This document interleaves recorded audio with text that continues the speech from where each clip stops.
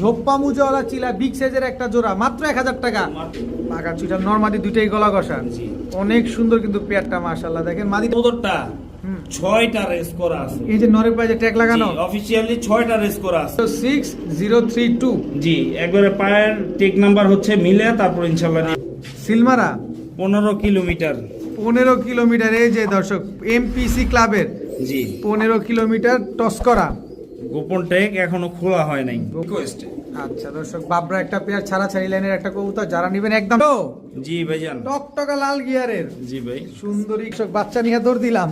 দেখেন কি সুন্দর মাশাআল্লাহ, দেখেন একদম গোলটে উল্টে একটা বাচ্চা। সালেরা টেডি এই সিলভার মাদি পার পিস কত চাচ্ছেন? যে মাটিটাই নিবে আমার থেকে মাত্র লাল গররা। লাল গররা, জি ভাই, সাপচোখের মাদিটা কি লাল গিয়ারের? আসসালামু আলাইকুম প্রিয় কবুতর পালক বন্ধুগণ, কেমন আছেন সবাই? আশা করি সবাই অনেক বেশি ভালো আছেন, আলহামদুলিল্লাহ আমিও খুবই ভালো আছি। বরাবরের মতো একেবারে নতুন একটা ভিডিও নিয়ে চলে আসছি আহাদ ভাইয়ের কবুতরের লটে। আর আহাদ ভাইয়ের কবুতরটা ঘরটা দেখছেন, প্রতিটা খাঁচায় ভরা ভরা কবুতর।